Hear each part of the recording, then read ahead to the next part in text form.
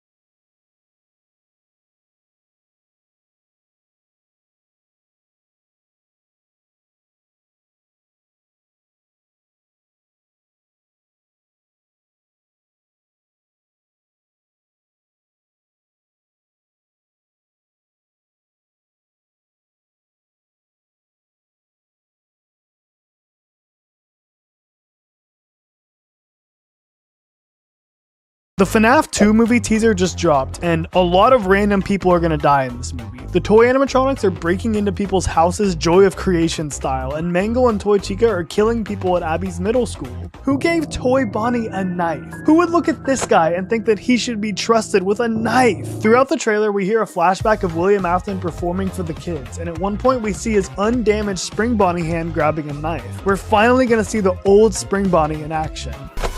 I now hate this movie. That's Mangle on top of someone's car. I love this movie. The crazy thing is, this is only scratching the surface. We didn't see the puppet, the withered animatronics, Golden Freddy, or Henry Emily, all of which are gonna be in this movie. Also super hyped for Vanessa.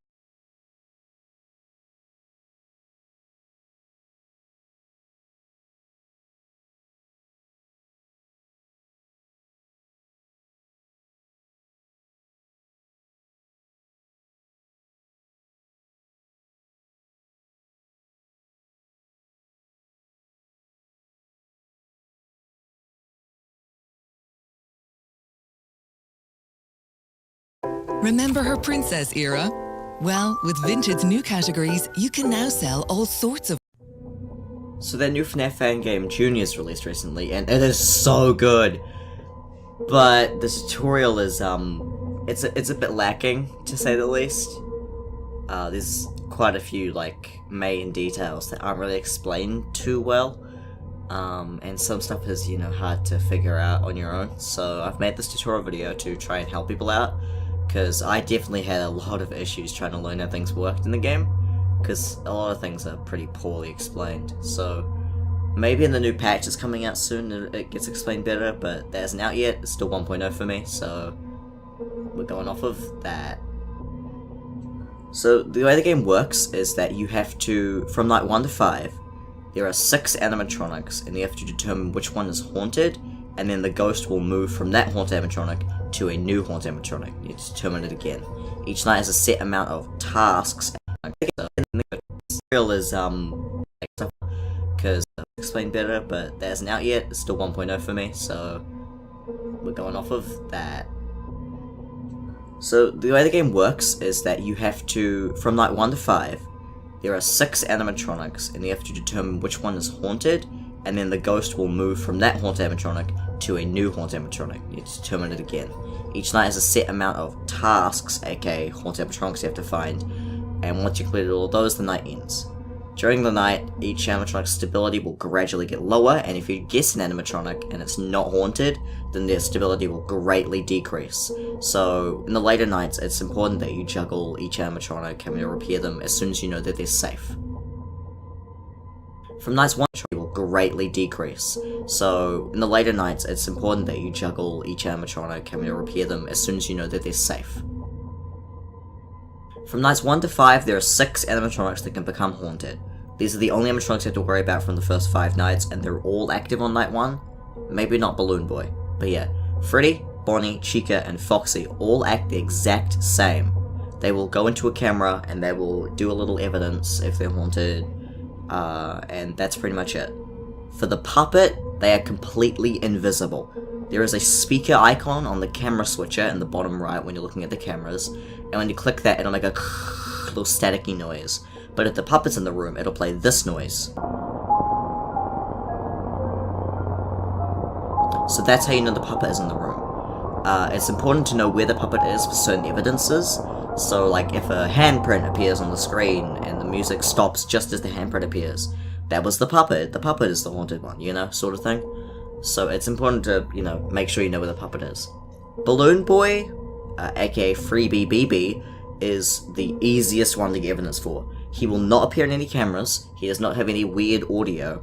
Instead, in the stability screen, his stability will glitch out, and that's how you know he's haunted. That's it, that's the whole Balloon Boy mechanic. Just look at the stability screen, and then vote him.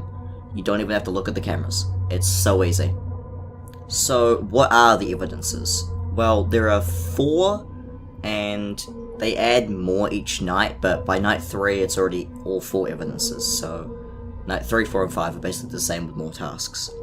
These evidences are, well, they can be really difficult to spot, so I'm going to go from the easiest to spot to the hardest to spot. The easiest to spot starts on night 3, and it is the camera moving on its own. When the haunted animatronic is in the camera view, the camera will just on its own. It'll just and it'll just move on its own without you even doing anything. So if the animatronic is alone when this happens, make sure to check the puppet just in case, and the camera just goes and it moves, then that animatronic is haunted. So you just keep checking animatronics until one's alone and the thing happens. So yeah, that's probably the easiest, I'd say. The second easiest evidence is the connection lost screen. Now, this one can be easy, but, you know. So, it's important to keep in mind, when you call an animatronic during downtime, that animatronic cannot be haunted. So, just keep that in mind for this. The second easiest evidence is the connection lost screen. Now, this one can be easy, but, you know. So, it's important to keep in mind, when you call an animatronic during downtime, that animatronic cannot be haunted. So, just keep that in mind for this one, because the connection lost screen, how it works, is that the animatronic will always be connection lost. Whatever camera they go into will be connection lost. So you have to use process of elimination to see who it is. You have to check every other camera, and just check until there's only one person left it could possibly be. It can't be Balloon Boy. It could be the puppet. If the music is always in the connection lost screen, it could be the puppet, but it can't be Balloon Boy, and it can't be, if you call someone during downtime, it can't be them. Downtime is the space between the ghost haunting animatronics, by the way.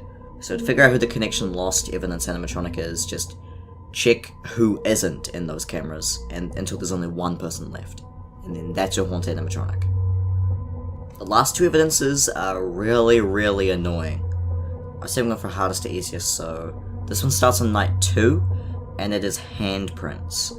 So the animatronic will, when they leave the camera, that's important to remember, when they leave the camera, they will put a handprint somewhere near the top of the monitor in that room, just like on the camera. So you want to make sure you remember who is in what cameras, and when they leave, they will leave it behind. So, you know, you can, like, remember, okay, Foxy's in the art room, and then if you, like, switch to a camera and you switch back, and there's a handprint there and Foxy's gone, it might be Foxy's the haunted animatronic. The handprints can appear while you're watching the camera, so it's like, if you're, like, looking at the camera and Foxy's in the art room, and then Foxy leaves and the handprint appears, that's Foxy. Make sure you're also listening for music, as the puppet can also leave handprints, despite not being visible in the cameras. The puppet can do everything else the other ones can, just isn't visible. Find highly rated products at prices you'll love. Start your search on Amazon.ie today.